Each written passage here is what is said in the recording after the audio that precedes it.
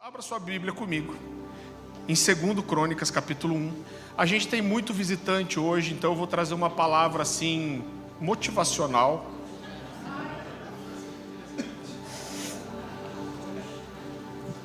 Para você sair alegre, contente. Falar, nossa, saí tão leve, saltitante. Voltarei.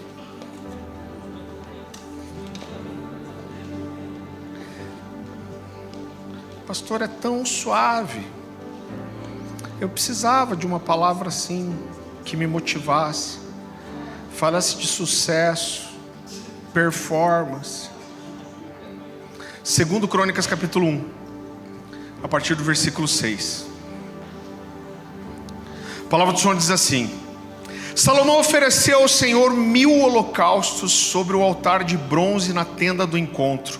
Naquela noite, Deus apareceu a Salomão e lhe disse: peça-me o que queres e eu lhe darei. Está vendo? Motivacional. Salomão respondeu: tu foste muito bondoso para com meu pai Davi e me fizeste rei em seu lugar. Agora, Senhor Deus, que se confirme a tua promessa, meu pai Davi, pois me fizeste rei sobre um povo tão numeroso quanto o pó da terra. Dá-me sabedoria e conhecimento, para que eu possa liderar essa nação, pois quem pode governar esse teu grande povo?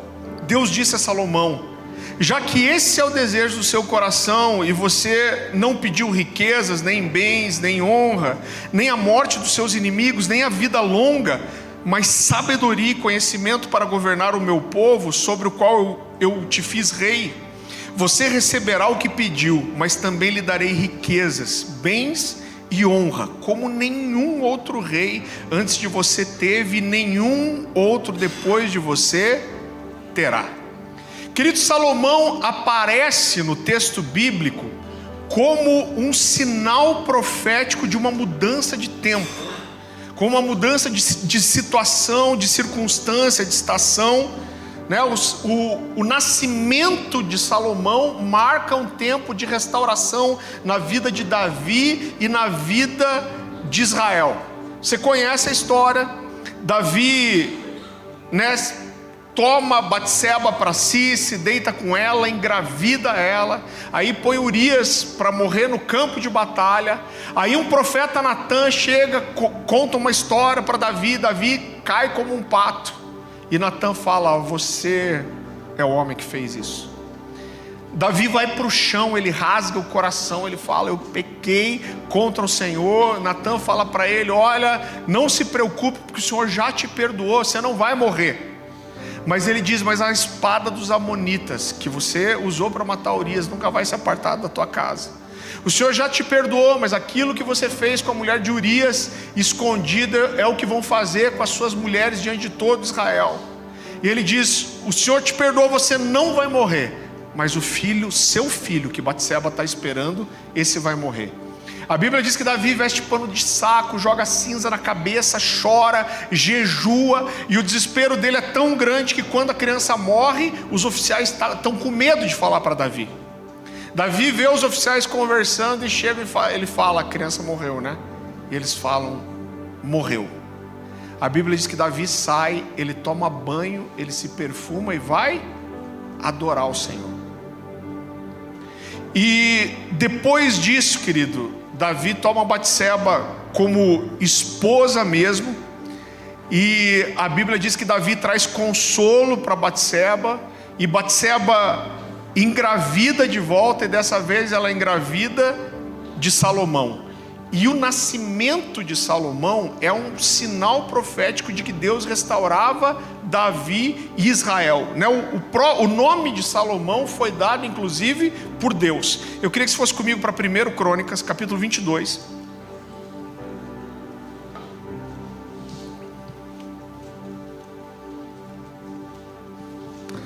Eu quero apontar primeiro para você quanta coisa envolve o nascimento de Salomão e como Deus escolheu Salomão de forma especial.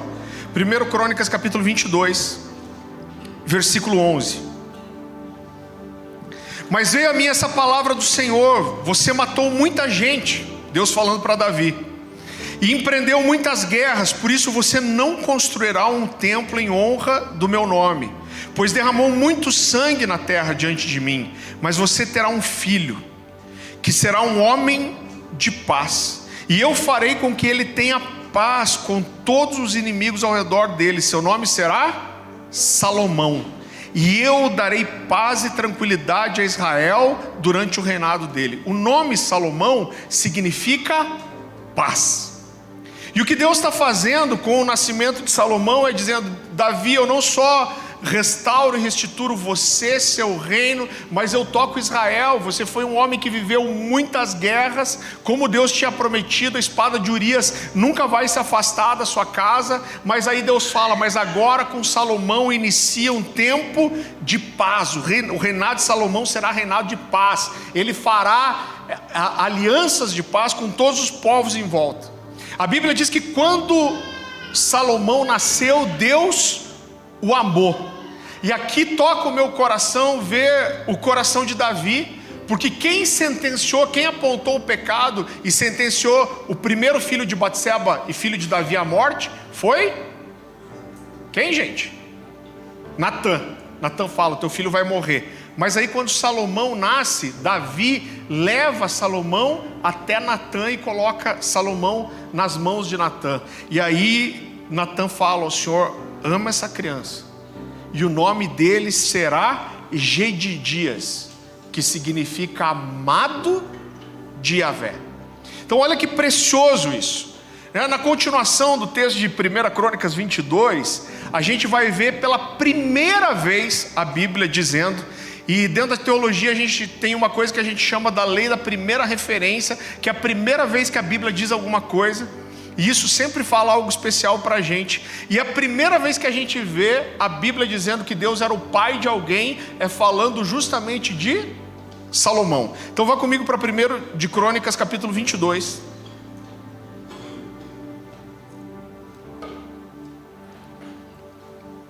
Versículo 10, está falando de Salomão aqui. É ele que vai construir um templo em honra ao meu nome. Deus está dizendo: eu serei o seu pai, e ele será meu filho, e eu firmarei para sempre o trono do reinado dele sobre Israel. Então isso aqui na verdade é Davi citando uma profecia de Natã, que está lá em 2 Samuel 7,12. Então quando a gente olha a continuação do texto, Davi fala, a respeito de Salomão: agora, meu filho, que o Senhor seja com você, para que você consiga construir o templo do Senhor, o seu Deus, conforme Ele disse que você faria.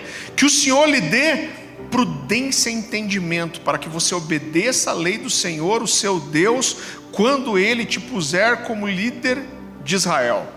Querido, quando nós olhamos para o início do reinado de Salomão, a gente vai ver que Salomão tinha o coração voltado para Davi e para Deus. Então Salomão não só segue o exemplo do seu pai, ele segue todas as ordens do seu pai, ele honra Davi, ele obedece, ele tenta seguir o que Davi fez, mas ele é zeloso com Deus. Então ele dedicou a sua vida para ser fiel a tudo que Davi orientou ele enquanto estava vivo, mas ele se dedica também para ser fiel a Deus, e me toca o coração algumas expressões que Deus fala a respeito de Salomão, que são expressões muito pontuais que você não vê Deus falando de outras pessoas. A Bíblia fala, por exemplo, que Salomão agradou a Deus a ponto de Deus o exaltar muitíssimo. Olha como é forte isso. 1 de Crônicas, vá comigo para lá. 1 Crônicas 29.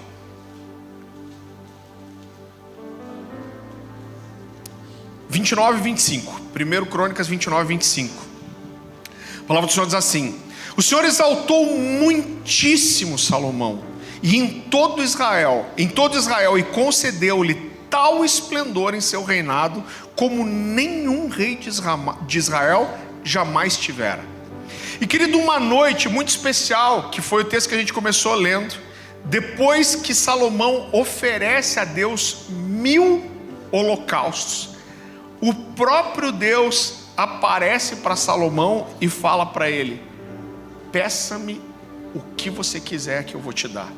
Irmão, como isso mexe com o meu coração. Você consegue entender alguém agradando Deus desse ponto de Deus vir e falar assim: eu vim aqui para falar para você, meu coração se agrada de você, peça o que você quiser que eu vou te dar. Querido, e o que mexe com o meu coração nem é a possibilidade de pedir o que quer, tipo o gênio da lâmpada, né? Tipo, peça o que você quiser, Deus fala. Mas o que mexe com o meu coração é alguém agradar a Deus, a ponto de Deus descer na terra para falar: me peça o que você quiser, eu vou te dar. Eu me imaginei nessa situação, se eu vivesse isso, talvez dissesse para Deus: Deus, eu nem quero nada, só você vir aqui, só ouvir isso de você, eu não preciso de mais nada. Agora, Salomão se saiu muito bem também. Por quê? Porque Salomão faz um pedido a Deus que estava alinhado com o coração de Deus. Tinha uma sinceridade altruísta no pedido de Salomão. Por quê? Porque Salomão estava pedindo uma coisa que não era exatamente para ele. Salomão está pedindo: Deus, eu quero sabedoria, mas ele não queria só ser sábio. Ele diz o motivo dele querer sabedoria. Ele diz: Deus, eu quero sabedoria para governar e cuidar bem do povo que você me confiou. Ou seja, eu quero sabedoria para cuidar do outro, eu quero sabedoria para cuidar do seu povo. E a Bíblia diz que Deus se agradou, falou: olha, você podia pedir qualquer coisa, mas porque você pediu isso, você não pediu riqueza, longevidade, eu vou te dar o que você pediu, mas eu vou te dar todas as outras coisas também. Cara, olha esse homem. A Bíblia diz que o pedido de Salomão foi atendido. A Bíblia diz que os poderosos do mundo inteiro iam para Jerusalém para ouvir os conselhos, a sabedoria de Salomão. A Bíblia diz que nunca houve e nem haverá rei tão sábio como Salomão. E a gente está falando da história da humanidade. Deus está falando: olha, nunca houve e nunca vai haver um rei sábio como ele. Eu quero que você vá comigo para 1 de Reis, capítulo 4.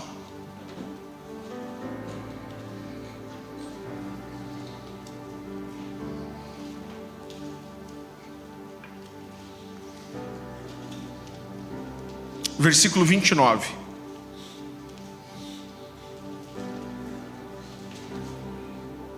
A palavra do Senhor diz assim: Deus deu a Salomão sabedoria, discernimento extraordinário e uma abrangência de conhecimento tão imensurável quanto a areia do mar. A sabedoria de Salomão era maior do que de todos os homens do Oriente, bem como de toda a sabedoria do Egito. Ele era mais sábio do que qualquer outro homem, mais do que o israelita Etã, mais sábio do que Emã, que Calcol e que Darda, os filhos de Maol. Vocês sabem quem eles são? Também não faço ideia, mas deviam ser bem inteligentes.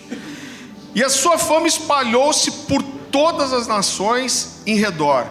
Queridos, quando a gente olha para tudo isso, como esse homem foi profetizado por Deus, como Deus escolheu o nome dele, como ele pediu certo, como ele obedeceu ao Senhor, Salomão tinha tudo para ser o rei mais incrível da história de Israel. Ele atraiu o favor de Deus, ele oferece ofertas, holocaustos, Deus recebe.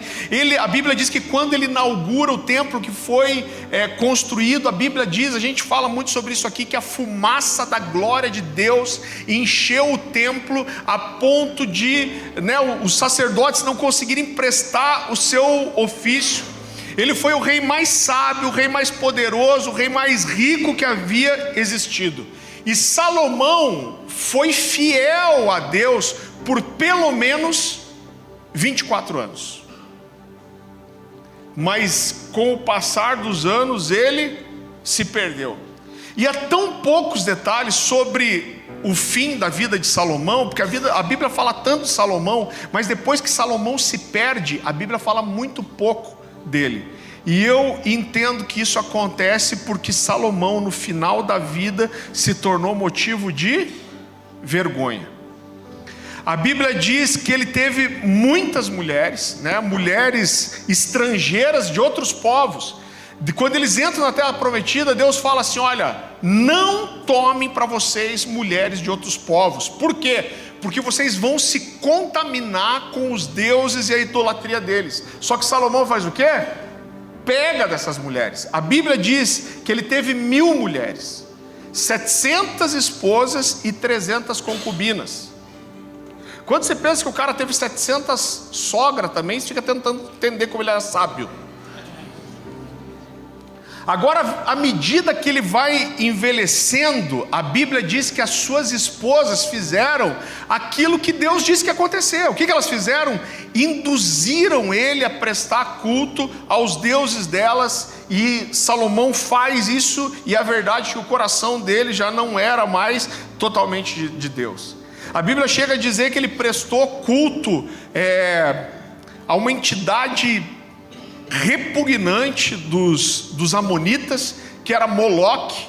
O culto a Moloque envolvia sacrifício de crianças, né? Então eles diziam que Moloque era uma entidade que se alimentava de crianças. Quando a Bíblia vai falar, algumas Bíblias vão traduzir como inferno ali, ou que a Bíblia está falando é o Vale de Inom, é onde onde havia esse lugar de adoração a Moloque. Então como isso acontecia? Eles fizeram uma estátua de pedra esculpida, e essa estátua tinha as mãos voltadas para cima e a boca aberta. Então eles faziam fogo embaixo das mãos dessa estátua, e quando essa pedra estava incandescente, eles jogavam os bebês vivos para morrerem queimados na mão dessa estátua. E a Bíblia diz que até a Moloque Davi prestou adoração. A Bíblia diz que ele fez altares para os deuses de todas as suas mulheres. E a Bíblia diz que depois disso Deus se irou com Salomão, e Deus diz: já que a sua atitude é essa, eu vou tirar o reino de você. E o que acontece depois disso é que os inimigos que nunca tinham atacado, porque Deus prometeu um reino de paz, eles começam a atacar, e isso traz muitos problemas. Quando Salomão morre, ele deixa Jeroboão para assumir o seu lugar, que foi um rei extremamente tolo. A gente falou disso na última vez que eu preguei aqui. A primeira ação dele foi aumentar os impostos sobre o povo, e a Bíblia diz que pela primeira vez as tribos de Israel se dividiram, e elas lutaram entre si por 300 anos.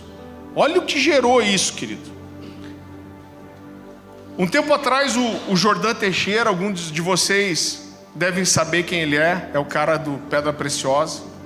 O Jordão me ligou e ele falou: pastor, eu estou lendo um negócio aqui, eu entrei em crise. Ele falou: olha, a Bíblia fala de Salomão, e ela diz que ele era o homem mais sábio da terra, que nunca houve nem vai haver homem tão sábio como ele. E ele falou para mim: mas mesmo assim, esse cara se perdeu, se afastou de Deus, caiu, e isso fez muito mal para ele, para o povo nos seus dias e para a descendência. E aí o Jordão falou para mim: cara, isso me encheu de temor, porque se esse cara, o mais sábio da terra, caiu, o que vai ser da gente que é meio burro? E eu falei para ele, eu falei: Jordão, eu já fiz exatamente a mesma pergunta para Deus, e eu creio que eu tenho a resposta.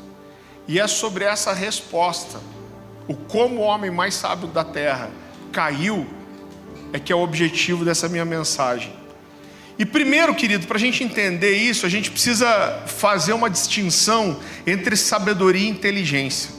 Porque a Bíblia não diz que Salomão era só inteligente, mas ele é sábio. Agora, qual era a diferença? A sabedoria, ela vai além da inteligência. A sabedoria tem muito mais a ver com o que eu faço com a inteligência que eu tenho. Você está me entendendo? Porque eu posso ser muito inteligente e usar isso para o mal e arrebentar a minha vida. O cara que é estelionatário, que às vezes ele é muito inteligente, mas ele não é sábio. Mas a sabedoria, ela envolve prudência, equilíbrio, astúcia, maturidade. Tudo que Salomão deixou de ter a partir de um momento da vida. Agora, o que aconteceu que mudou tudo? É muito interessante porque lá em Eclesiastes capítulo 7, versículo 8, Salomão vai reconhecer, ele vai dizer assim: melhor é o fim das coisas do que o começo. Ele está falando da própria vida dele. Por quê? Porque ele começou muito bem, mas ele terminou mal. Agora, o que aconteceu com toda a sabedoria de Salomão? E querido, mais uma vez, Salomão rejeitou o próprio conselho dele. Eu quero que você abra comigo em Provérbios capítulo 9.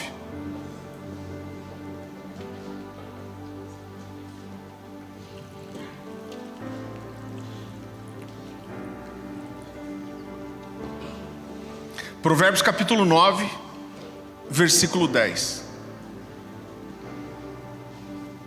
Olha o que Salomão diz aqui: o temor do Senhor é o princípio da sabedoria, e o conhecimento do santo é entendimento. Quando ele diz que o temor do Senhor é o princípio da sabedoria, ele está dizendo não só que a sabedoria começa por temer o Senhor, mas fala que isso é a base, que a essência da sabedoria é o temor ao Senhor. A sabedoria começa com isso. Agora olha só, quando Salomão perdeu o temor de Deus, a sabedoria foi comprometida. Quando ele abraçou a imoralidade, quando ele comprometeu a sua santidade, ele comprometeu também o entendimento e o discernimento dele. Escute algo que eu vou te dizer, querido: não existe pecado que não comprometa o discernimento e a sabedoria. É claro que a gente precisa fazer uma distinção aqui de alguém que está caminhando na fé e esse cara cai em um pecado. A gente precisa diferenciar isso de quem abraça o pecado e vive em pecado. Agora eu quero dar um exemplo muito simples para você da capacidade que o pecado tem de comprometer a nossa sabedoria e o nosso discernimento. A Bíblia fala que Adão e Eva tinham uma intimidade profunda com Deus, a ponto de Deus, na viração do dia, no pôr do sol, vir para passear com eles todos os dias. Você consegue imaginar mais intimidade que isso? Íntimos, próximos. Aí Deus fala assim: ó, vocês podem comer de todas as árvores do jardim, menos dessa aqui, porque o dia que vocês comerem dela, vocês vão morrer. E aí os abençoados vão lá e comem o fruto, que eu não acho que era uma maçã. Pelo nível de tentação, para mim parece muito mais um pé de picanha. Estralando, quentinha. Como que é aquela picanha, um wagyu? Então, e aí quando Deus aparece de volta, eles se escondem. E aí Deus fala: Adão, cadê você? E ele fala assim: eu me escondi. E Deus fala para ele: por que você se escondeu? E a resposta, o que seria a resposta certa? Me escondi porque desobedeci. Me escondi porque estou com medo de morrer. Me escondi porque você falou para eu fazer uma coisa e eu fiz outra. Me escondi porque eu pequei. Me escondi porque eu comi da árvore. Não, mas ele diz assim: eu me escondi porque eu estava nu. E a minha pergunta para você é: qual era o problema dele estar nu? Sabe qual o problema era? Nenhum. Mas quando ele escolheu o pecado, a mente de Adão se desconectou da mente de Deus, e ele já não tinha mais a capacidade de discernir aquilo que era importante daquilo que não era, aquilo que agradava a Deus daquilo que desagradava, aquilo que era pecado de verdade ou não era. Então todo pecado traz um nível de comprometimento do discernimento e da sabedoria. Agora a gente precisa entender, porque Salomão começa cheio de temor, querido, e obedecendo cada ordem de Davi. E quando eu olho para algumas coisas que Salomão fez, eu olho e falo: cara, esse era um cara cheio de temor. A Bíblia diz que Salomão casa com a filha do faraó do Egito. Então o que ele queria fazer? Ele queria fazer era um casamento político, você entende? Olha, vou casar, a gente junta aqui Israel e o Egito e ninguém vai brigar. Então ele faz esse casamento que na verdade era uma aliança política. Agora, ele tem tanto zelo com isso, que a Bíblia diz que quando ele está construindo o templo para o Senhor, ao mesmo tempo, de forma paralela, ele está construindo o palácio real. E olha o que ele faz. Leia esse texto comigo. Vá para 2 Crônicas, capítulo 8.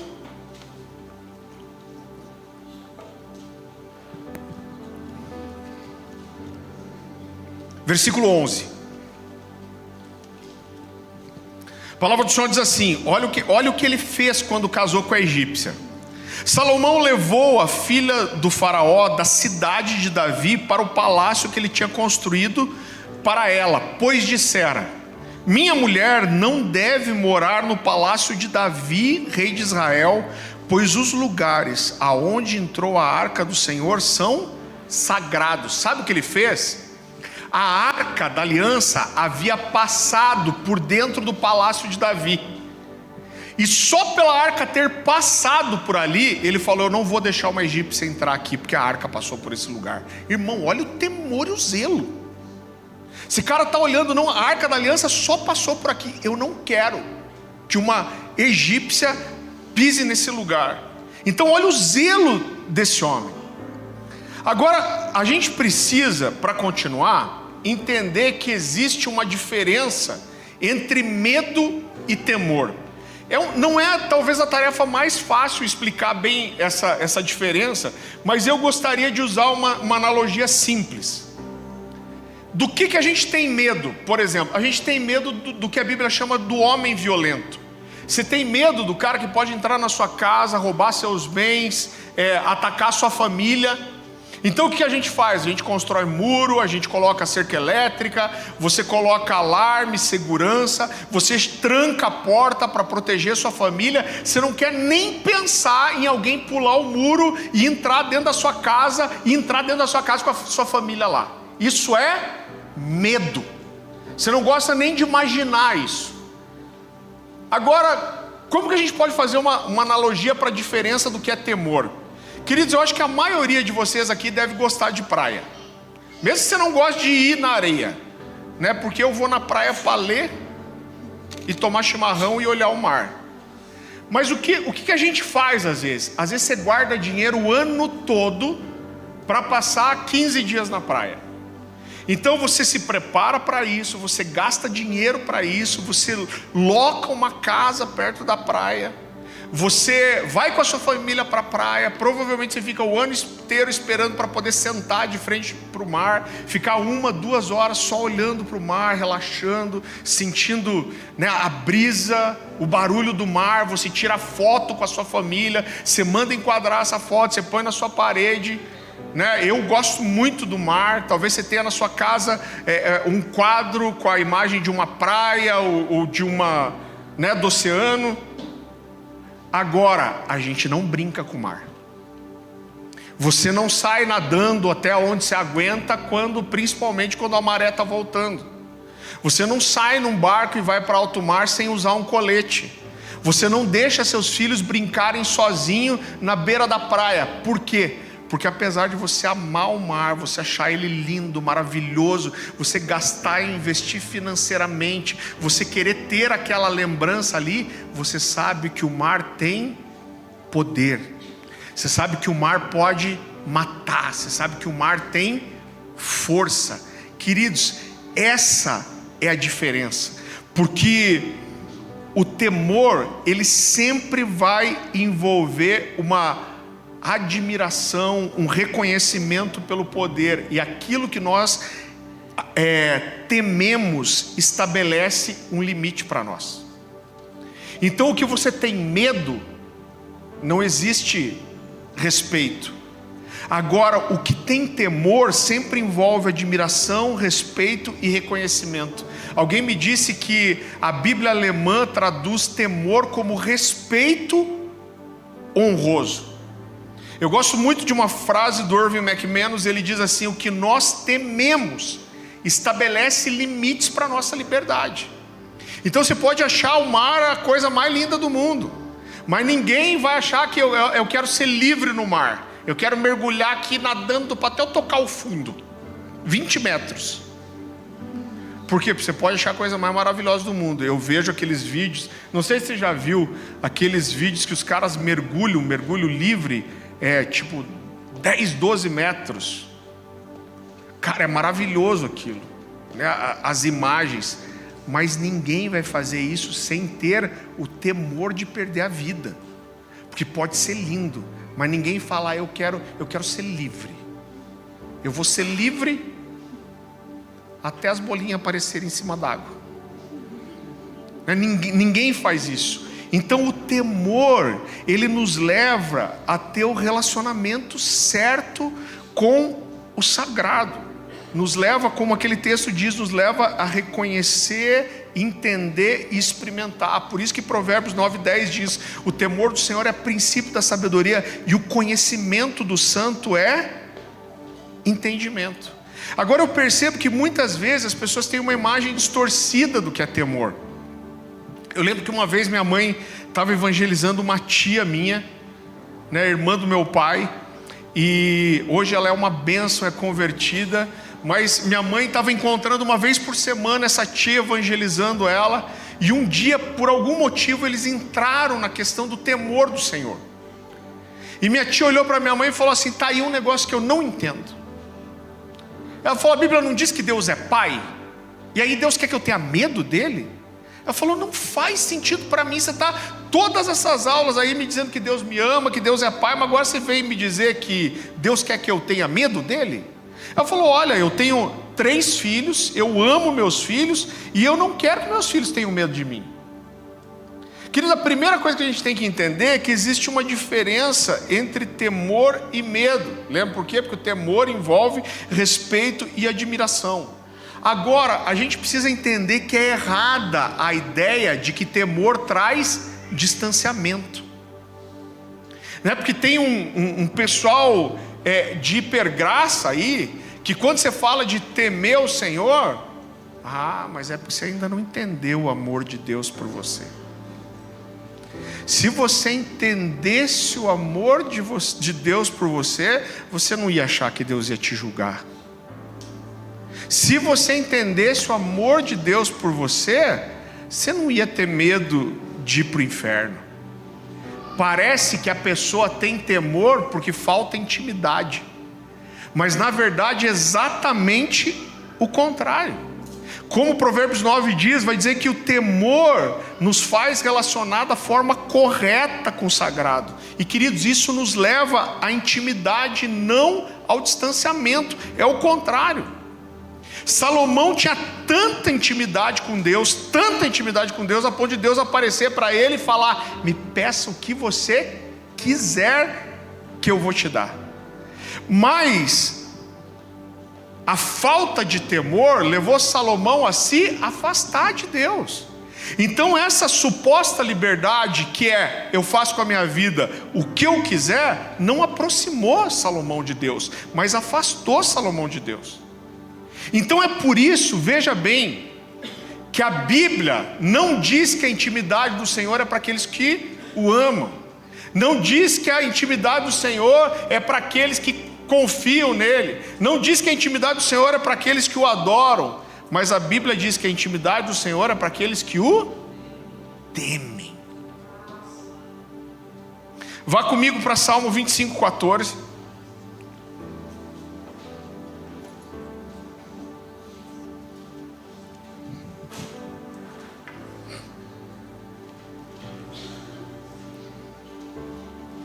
Salmo capítulo 25, versículo 14. A palavra do Senhor diz assim: a intimidade do Senhor é para aqueles que o temem, aos quais Ele dará a conhecer a sua aliança. Eu amo outra versão, eu não lembro exatamente qual diz, mas que diz: a intimidade do Senhor é para aqueles que o temem, a quem Ele fará conhecer os seus segredos. Ele está dizendo: o temor nos leva para um lugar de intimidade. Queridos, existe um livro aqui na Corner Store chamado Recompensa da Honra, do John Bevere. E esse livro é muito precioso e ele conta uma história de um televangelista americano muito conhecido. Ele não fala o nome do cara, mas eu tenho quase certeza, eu esqueci o nome dele, mas é um cara que era muito famoso na mesma época que o Jimmy Swaggart. Eles eram meio concorrentes. E esse cara se envolveu em imoralidade sexual, pecado e até crime. E esse cara foi preso. Era um cara conhecidíssimo nos Estados Unidos. E o John Bevere conta que ele tinha um amigo, e um dia ele conversando com esse amigo, ele falou: pô, eu conheço o cara. E ele está preso, mas ele está num processo de restauração. Eu vejo arrependimento nele. Inclusive, volta e meia eu vou visitar ele na prisão. E falou para o John Bevere: você quer conhecer ele, quer ir comigo? E o John Bevere falou: cara, claro que eu quero ir.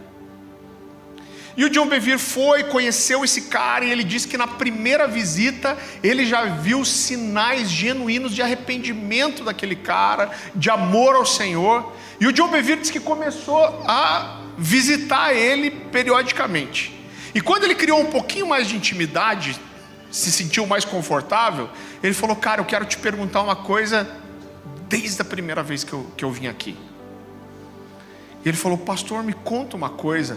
Quando foi que você perdeu a sua paixão e o seu amor por Deus? E disse que o cara nem titubeou. Ele olhou para o John Bevere e falou: nunca, eu nunca perdi. Ele falou: não, pô, peraí, você se envolveu com pecado, imoralidade, até crime se cometeu, você vai me dizer que você não perdeu a sua paixão, seu amor por Deus? Ele olhou para o John Bevere e falou assim: nunca perdi. Eu amo ao Senhor desesperadamente desde como da primeira vez. O que eu perdi não foi o meu amor, o que eu perdi foi o meu temor. Eu deixei de acreditar que aquilo que eu fazia, Deus ia um dia cobrar de mim. Ele falou: e a minha falta de temor fez eu me afastar de Deus. Querido, essa é uma sequência inevitável. Quando Salomão perdeu o temor, ele comprometeu a sabedoria. E quando ele comprometeu a sabedoria, ele abriu mão dos limites que o temor estabelece. Ele desobedeceu a Deus, ele se envolveu com mulheres que Deus tinha proibido, ele abraçou a imoralidade, e isso levou ele a adorar os deuses daquelas mulheres. É muito interessante como a imoralidade e a religiosidade sempre andam juntas. A imoralidade de Salomão levou ele à religiosidade, a adorar aqueles outros deuses. Eu vejo que pessoas que perdem o temor do Senhor e a sua sabedoria, normalmente elas passam a ser religiosas e viver uma espiritualidade que não vivem. Normalmente você vê as igrejas que são mais assim exageradas, com coisas que não são bíblicas, com uma imagem de santidade. Normalmente é o lugar onde você mais encontra imoralidade. Você sabe que alguns anos atrás a gente era de outra igreja, e eu fiz eu acho que nunca tive uma postagem que deu tanta muvuca. Eu fiz uma postagem falando sobre tatuagem. Na verdade, eu vi uma imagem de uma tatuagem super interessante, uma imagem de Jesus, e eu postei. E quando eu postei, eu falei: cara, um monte de gente vai me incomodar por causa disso. Eu vou já me adiantar e vou fazer um texto dizendo o que a Bíblia diz sobre tatuagem.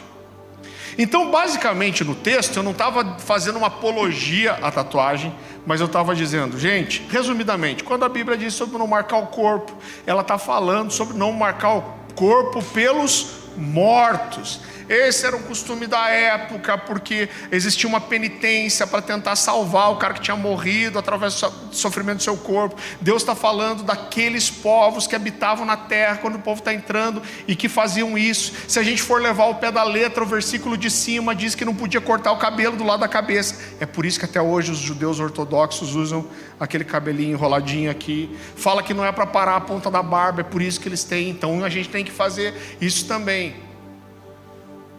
Aí eu falo ainda do texto, eu não estou fazendo defesa, não estou dizendo que é bom, não estou dizendo que é bonito, você não precisa gostar. A gente só não pode usar a Bíblia para dizer uma coisa que a Bíblia não diz. Agora, apesar de tatuagem não ser pecado biblicamente, o escandalizar o irmão pode ser. Então, se você está num ambiente que não entende isso, você não deveria. Se você está na casa dos seus pais, debaixo da tutela deles, você tem que honrar seus pais. Você tem que entender por que você quer fazer, não é uma vaidade, o que está acontecendo. Então eu coloco tudo isso no texto. Eu achei que o texto ia gerar nada de discussão, mas irmão do céu, pensa numa coisa que deu bafafá. E aí aconteceu o seguinte: uma pessoa da igreja, um pai de 2 crianças, se eu não me engano, crianças que não estavam assim começando a ir para a adolescência, ligou na secretaria da igreja e falou: eu sou da igreja e eu queria saber se esse é um posicionamento só do pastor Farley ou é um posicionamento da igreja. E a secretaria da igreja ficou preocupada, quase deu o telefone, pegou o telefone do cara e ligou para mim, falou: esse cara ligou e falou isso. Irmãos, é claro que fiquei super preocupado. Falei: puxa, será que eu fiz besteira, né? Então eu liguei para esse cara e primeiro eu falei: cara, esse eu fiz na minha rede social, essa palavra é minha, mas é o que a Bíblia diz. E aí ele começou a argumentar comigo, ele falou: não, eu fiquei muito preocupado, porque eu quero saber se é a posição da igreja, porque a minha família está aí, meus filhos estão aí, e eu entendo que toda tatuagem tem derramamento de sangue, todo derramamento de sangue é uma aliança espiritual. Eu fiquei pensando, né? Pô, então sua esposa tem a orelha furada de brinco, então ela fez se qualquer coisa vai furar, vai sair sangue. A gente pode ampliar isso para muita coisa. Eu falei: cara, você está dizendo uma coisa que a Bíblia não diz, né? E eu tentei, mas irmão, eu fiquei preocupado. Ele falou: não, o pastor, eu fiquei muito preocupado, porque eu entendo que tatuagem faz aliança de sangue, e isso abre portas para demônios, e eu não quero abrir porta para demônio na minha casa, eu não quero expor meus filhos. E eu tentei contornar ao máximo, mas eu confesso para você, eu, pastor jovem, eu sabia o que eu estava expondo biblicamente, mas eu fiquei preocupado, irmão. E aí, depois que eu tentei contornar de todas as formas e desliguei o telefone, eu perguntei para ele quem era o líder de célula dele, e eu liguei para o líder de célula para explicar. Falar: cara, eu tive um problema com o irmão. Eu falei: quem foi? Falei: foi o fulano de tal. Ele falou: mas qual que foi o problema? Contei todo o enredo. Ele falou: Farley, eu não acredito nisso. Eu falei: não, mas é verdade. Ele ficou preocupado, ele acha que isso abre brecha para demônios, né? Ele falou: Farley, a gente está tratando essa família porque a esposa descobriu que o cara trai ela há muito tempo com travesti. E o cara está no processo de libertação. Então olha só, a tatuagem abria porta para demônio, mas escondida a esposa, ele entrava na gaiola das loucas.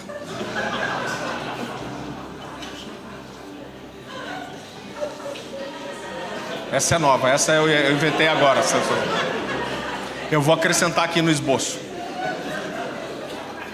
Mas irmão, olha como religiosidade e imoralidade, eu poderia passar a noite aqui dando exemplos para você, mas imoralidade e religiosidade sempre andam de mãos dadas.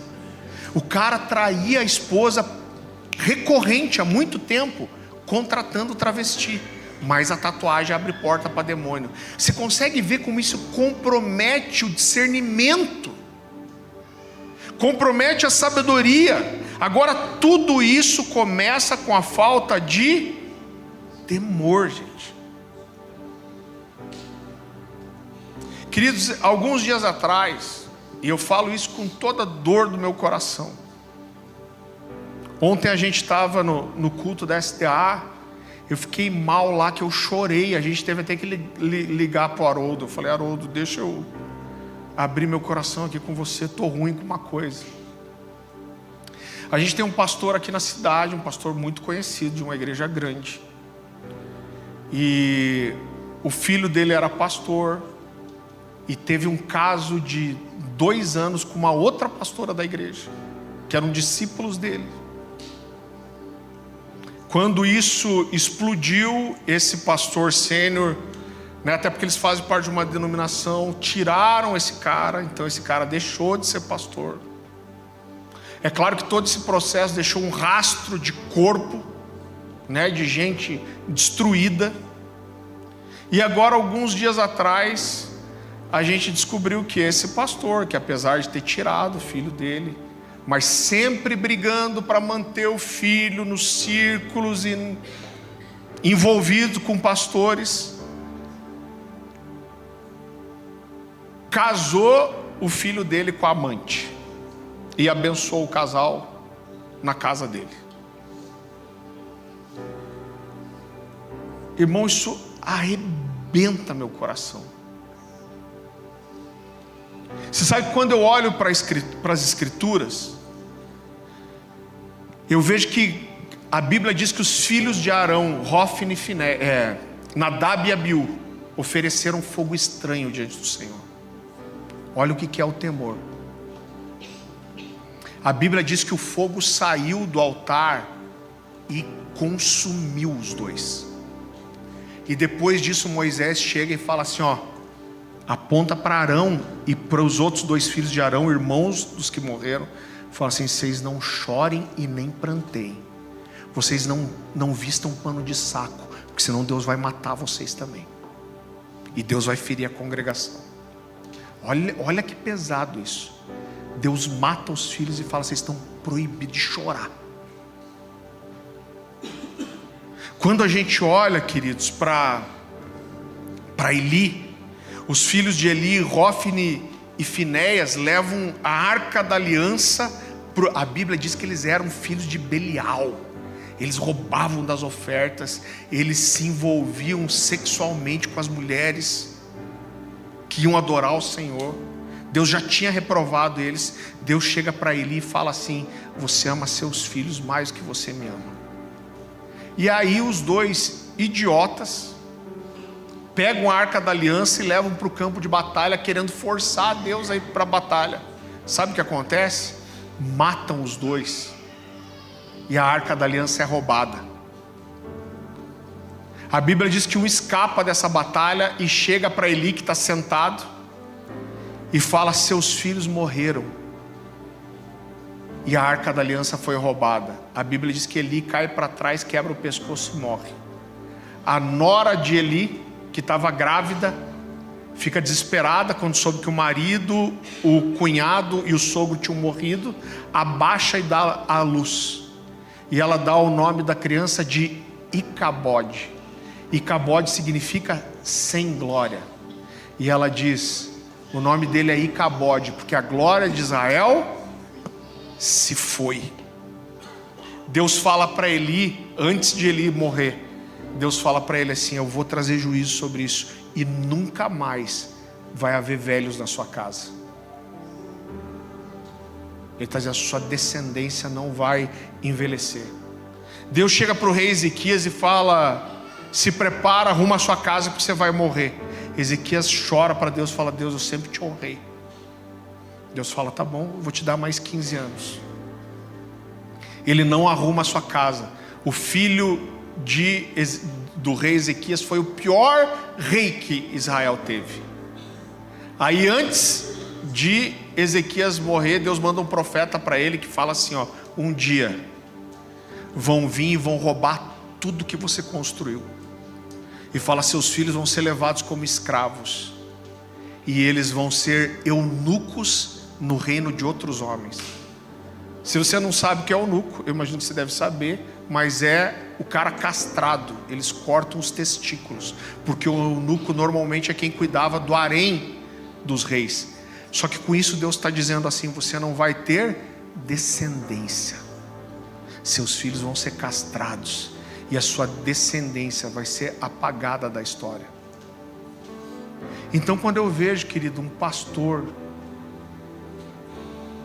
pegando um filho adúltero e celebrando o casamento com a amante, cara, eu chorei ontem. Sabe por quê? Porque esse é o tipo de coisa, irmão, que Deus não faz vista grossa. Jesus nas cartas às 7 igrejas da Ásia, ele diz para o anjo da igreja, o responsável pela igreja de Tiatira, ele diz: tenho contra você que tolera no seu meio a mulher chamada Jezabel. E aí Jesus diz assim: eu dei a ela tempo para que se arrependesse. É por isso que às vezes a gente vê algumas coisas acontecendo. Eu orei e falei: Deus, vou confessar para você. Por que eu orei e fiquei mal ontem? Às vezes você vai ver que existem algumas coisas de unidade aqui da cidade, e eu e a Dani, a gente prega e fala de unidade desde 2004, irmão. Mas às vezes tem algumas coisas de unidade aqui na cidade, que pessoas como essa estão envolvidas diretamente. Eu não posso ter unidade com essas pessoas, porque a unidade ela é importante, mas a unidade ela não pode acontecer a qualquer preço. Sabe por quê? Porque a unidade não resolve tudo. Porque em Babel tinha unidade, e Deus trouxe separação, porque era uma unidade para o mal.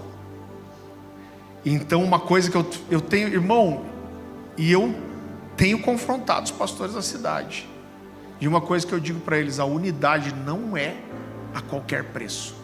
Vocês acham que o que é importante é só unidade? Eu falo: então vai fazer unidade com o macumbeiro, com o espírita, vai fazer unidade com todo mundo então. Então isso rasga meu coração. Agora esse é o tipo de coisa, querido, que uma hora Deus não deixa abaixo. Ontem eu estava com amigos da Semana de Avivamento, gente que a gente ama, né? Quem estava ministrando era o Daniel, que é aqui da Batista da Alameda, uma igreja séria, de gente temente a Deus, de gente séria. Graças a Deus tem muita gente boa na cidade. Mas eu dobrei meu joelho lá no evento de unidade. Eu falei: Deus, até quando o Senhor vai deixar que essas coisas sejam feitas nas sombras? Até quando o Senhor vai fazer vista grossa para um cara fazer isso e ir lá orar contra o pecado?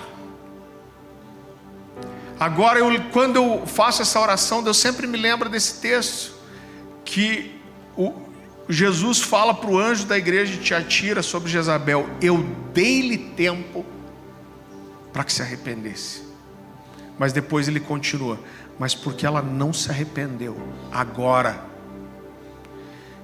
eu vou colocá-la de cama, eu vou matar os seus filhos, e eu vou trazer grande sofrimento sobre aqueles que pecaram com ela, se não se arrependerem. E queridos, quando eu olho para esse ano de 2024 em especial, eu não lembro de um ano como esse, de tanta desgraça sendo trazida à luz. Por um lado, meu coração chora, irmão, de ver tanta iniquidade e pecado dentro da igreja. Agora, por outro lado, quando a gente olha para a história bíblica e para a história da igreja, sempre houve juízo e escândalo antes de um avivamento. Sabe por que essas coisas fazem gente séria chorar e falar: Deus, até quando? A impressão que eu tenho é que Deus vai deixando, Deus vai deixando, Deus vai deixando. Mas chega uma hora, dei-lhe tempo para que se arrependesse. Mas chega uma hora que Deus levanta e fala: agora chega. Agora eu vou limpar a casa.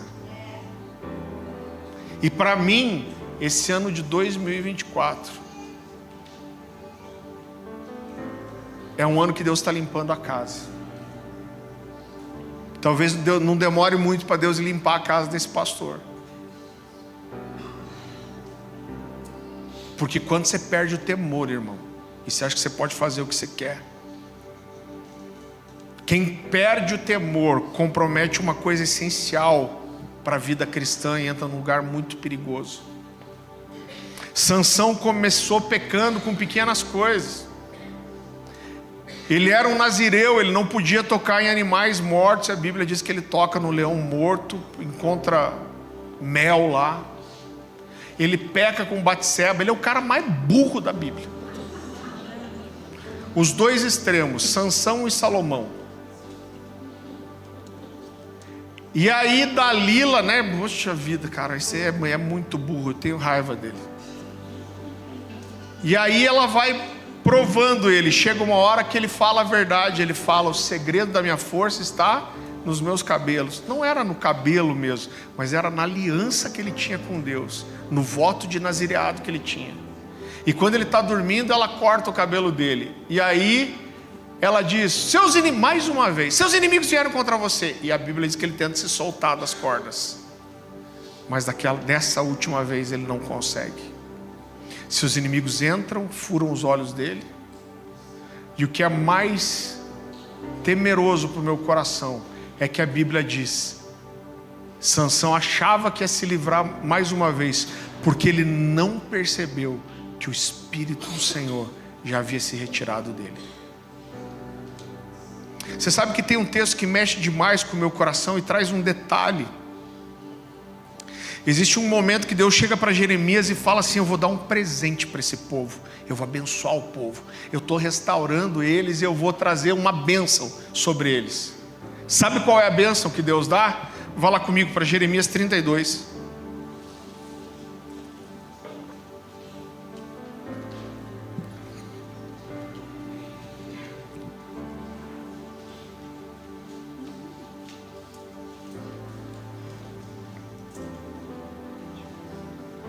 Versículo 37. Certamente eu os reunirei de todas as terras para onde os dispersei na minha ardente ira e no meu grande furor. Eu os trarei de volta a esse lugar e permitirei que vivam em segurança. Eles serão o meu povo e eu serei o seu Deus. Darei a eles um só pensamento e uma só conduta para que me temam durante toda a sua vida, para o seu próprio bem e o de seus filhos e seus descendentes. Farei com eles uma aliança permanente, jamais deixarei de fazer o bem a eles, e farei com que me temam de todo o coração, para que jamais se desviem de mim.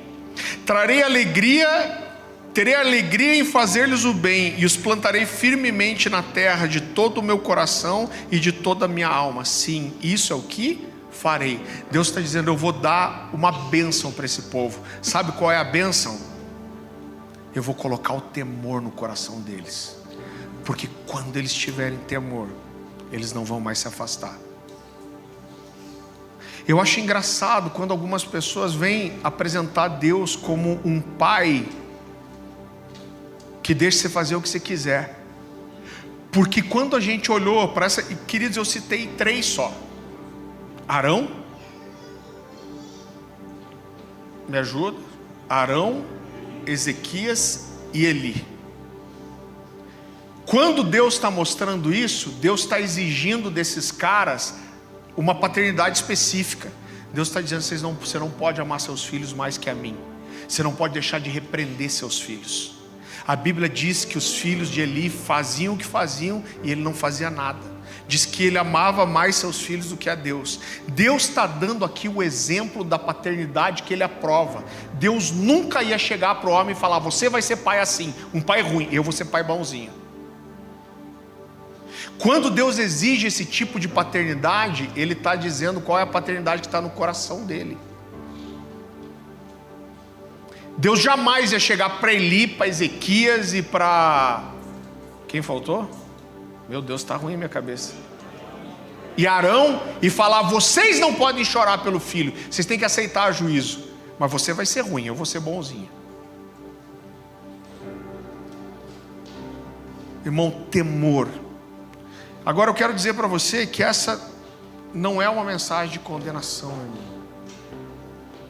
Essa é uma mensagem de restauração. O temor de Deus é uma marca de intimidade e não de distanciamento. Agora, se você perdeu o temor de Deus, você precisa encontrar um lugar de arrependimento. E eu digo para você que não existe como conhecer Deus de verdade e não temer. É como Amós vai dizer lá em Amós 3: rugiu o leão, quem não temerá? Falou o Senhor, quem não profetizará? Não tem como você conhecer Deus em intimidade e isso não gerar temor, porque a revelação do Senhor, ela traz temor. Deus nos ama de uma forma que a gente provavelmente nunca vai entender. Agora a gente não pode brincar com Deus, porque o mesmo Deus que é amor, Ele é fogo consumidor. Quando a gente vai para a Nova Aliança, para o Novo Testamento, lê só um texto comigo, Romanos capítulo 11.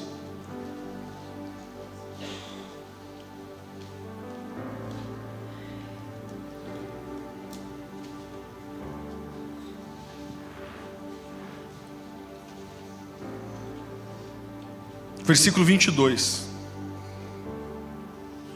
A Bíblia está claramente, querido, por isso que nós, apesar de respeitar muito e receber de muita coisa de Calvino, a gente não é determinista, a gente não é calvinista dessa forma. Esse texto mostra muito que nós escolhemos o que nós vamos receber de Deus, né? E o texto diz assim: portanto, considere a bondade e a severidade de Deus. Severidade com aqueles que caíram, mas bondade para com você, desde que permaneça na bondade dele. De outra forma, você também será cortado. E quanto a eles, se não continuarem na incredulidade, está falando dos judeus, serão enxertados, pois Deus é capaz de enxertá-los outra vez. Quando eu estava ministrando essa palavra de manhã, algo muito forte veio ao meu coração, nem estava no meu objetivo, mas talvez quando se ouça uma palavra falando de temor, você pensa se você está andando em santidade, se você tem uma vida santa, se você não acessa a pornografia. Mas algo martelou no meu coração e eu, por zelo por aquilo que eu senti, eu quero dividir com você. Muitas vezes a nossa infidelidade com o Senhor, ela é financeira, querido. Não só em você não entregar a parte que é de Deus, reconhecendo que Ele é a fonte de todas as coisas, mas talvez tendo uma má mordomia daquilo que Deus te dá. Nós devemos ter temor com aquilo que Deus nos dá.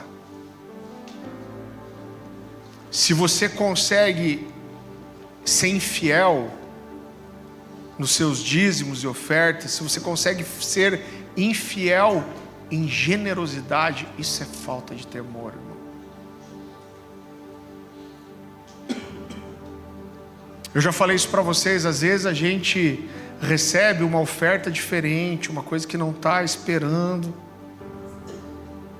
Aconteceu algumas vezes na vida. E toda vez que entra alguma coisa diferente que a gente não estava esperando, eu e a Dani, eu fico inquieto. Eu lembro que uma vez a gente estava num momento apertado financeiramente. Eu lembro, eu estava descendo a escada no aeroporto, em algum lugar aí no Brasil. E a Dani falou: Farley, sabe fulano de tal? Eu falei: sei. Ele me ligou aqui, que queria nos abençoar, nos honrar, e mandou uma oferta de tanto. Irmão, era uma baita oferta. Falou, ele recebeu alguma coisa e ele escolheu 3 pessoas para abençoar, e a gente é uma delas. Irmão, eu fiquei trocando mensagem com a Dani na hora, escolhendo 3 pessoas para a gente abençoar financeiramente. Por quê? Porque eu tenho medo de ser infiel, eu tenho temor de ser infiel. E eu tenho uma decisão no meu coração de que tudo que me toca precisa transbordar. É claro que eu fui fiel no dízimo, na oferta, mas eu falei, isso é além do normal. Então eu preciso transbordar além do normal também. Eu falei, preciso escolher alguém para abençoar. Meu coração ficou inquieto. Nem tinha chego a oferta ainda. Tipo, eu vou fazer essa oferta. Mas dá um temor. Cara, os dias vão passando e se eu me ocupo, eu esqueço de fazer isso. Eu tenho temor da forma que eu lido com isso.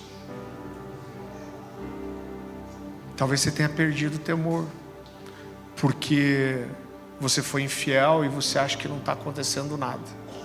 Mas por outro lado, coisas são repetitivas na sua vida e você não entende por que isso acontece. Você está num ciclo que não vira.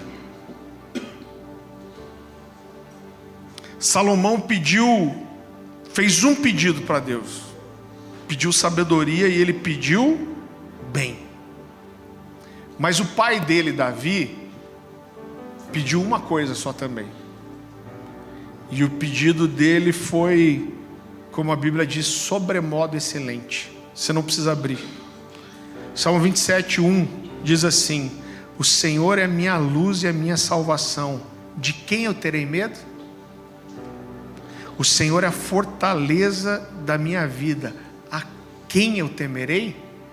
Eu temerei só a Ele, mas Ele eu temerei. E é justamente na continuação desse texto, no versículo 4, que Davi vai dizer. Ele começa dizendo: a quem eu vou temer? Se o Senhor está comigo, de quem eu vou ter medo? E no versículo 4 ele diz: uma coisa eu pedi ao Senhor, e eu buscarei, que eu possa viver na casa do Senhor todos os dias da minha vida, para contemplar a bondade do Senhor e buscar a sua orientação, o seu santo templo. A gente não pode perder o temor, irmão. A gente não pode perder o temor de cuidar de todas as áreas da vida. A gente não pode perder o temor de abrir pequenas concessões. Eu costumo dizer, o crente ele não cai, ele vai caindo. Ele vai abrindo pequenas concessões até abraçar o erro. A gente não pode perder o temor de sair da presença de Deus. A gente não pode perder o temor de ter olhos sem lágrimas. A gente não pode perder o temor de achar que você não precisa agradar a Deus. Isso vai além de só obedecer.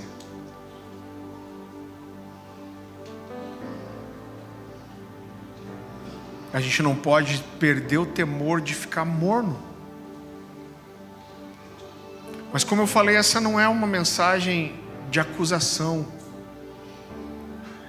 Acabou de sair um livro, logo a gente vai ter aqui, que é a presença relacional de Deus. Eu li boa parte desse livro em inglês. Ele é um livro incrível. E ele resume, ele vai trabalhando livro por livro da Bíblia.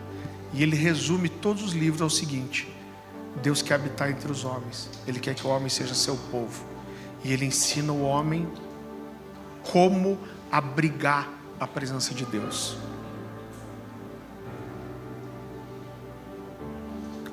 Esse é o nosso coração. Nós queremos abrigar a Deus. Eu quero abrigar a sua presença. Eu quero que a minha casa abrigue sua presença. E isso não vai acontecer sem temor, irmão. Abaixe sua cabeça, feche seus olhos.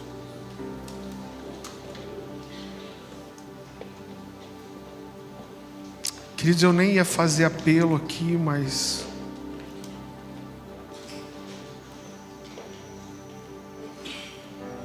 ninguém quer saber se você tem que se arrepender, se você precisa encontrar esse lugar de temor, a respeito de qualquer área que seja.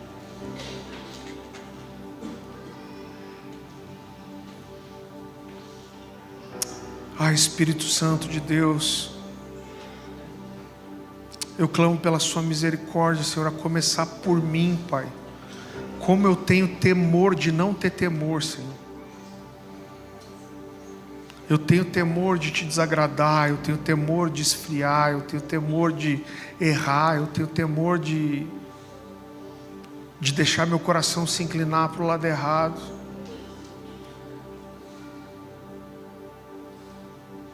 Eu tenho temor de pecar, eu tenho temor de não ser fiel.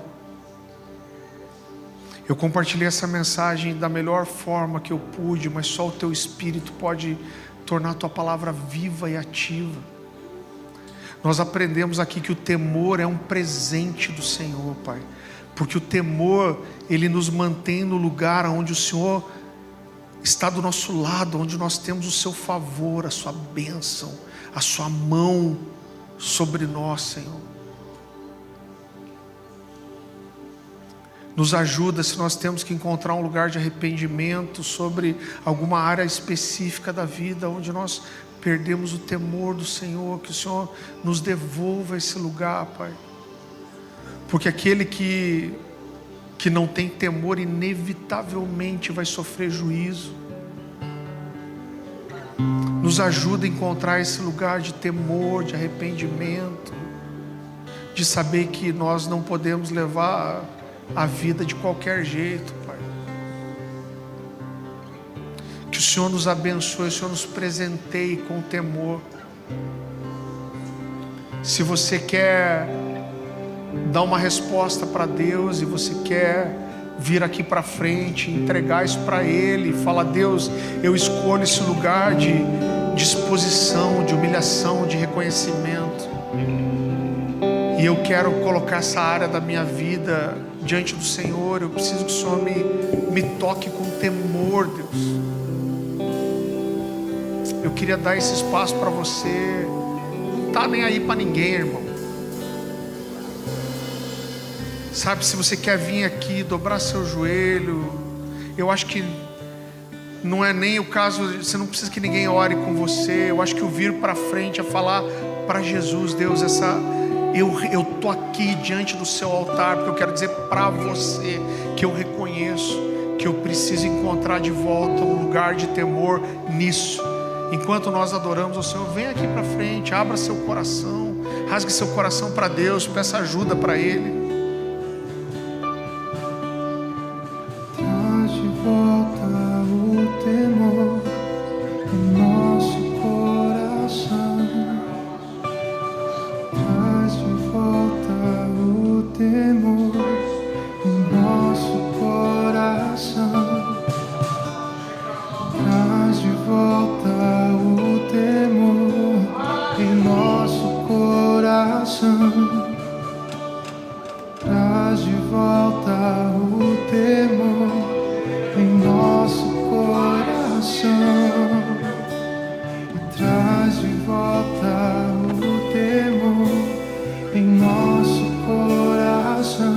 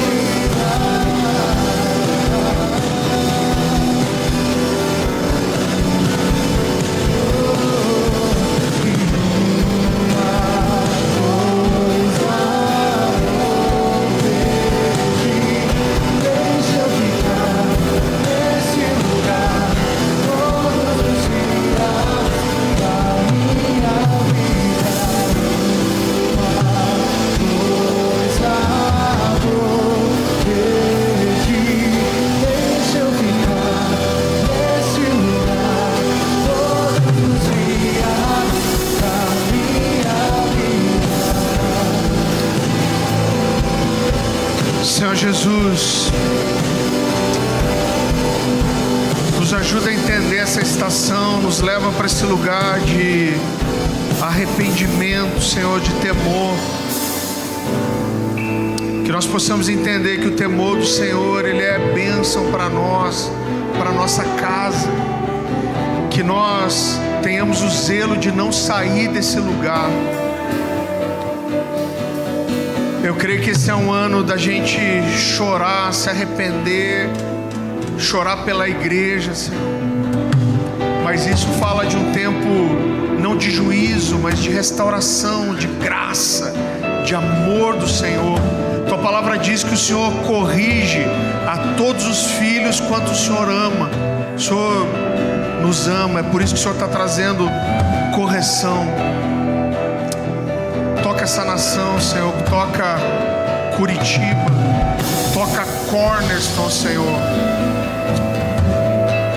Traz santidade, Senhor, para essa casa, traz temor, traz zelo, Senhor. Em nome de Jesus, em nome de Jesus. Amém, queridos? Você está aqui na frente, você não precisa sair correndo, pode ficar aí. Para você que está nos visitando, não é sempre assim, só quando tem culto ou mesa. Amém? Que Deus te abençoe, tenha uma semana incrível, abençoada. Que o Senhor continue ministrando essa palavra no seu coração. Não saia correndo, faça a sua inscrição para a conferência Convergência. Vai marcar a sua vida, eu tenho certeza disso. O desejo do meu coração é ver todos vocês aqui na quinta. Amém, gente? Amo vocês. Tem algumas unidades do livro lá. Se puder, passe também. Deus te abençoe.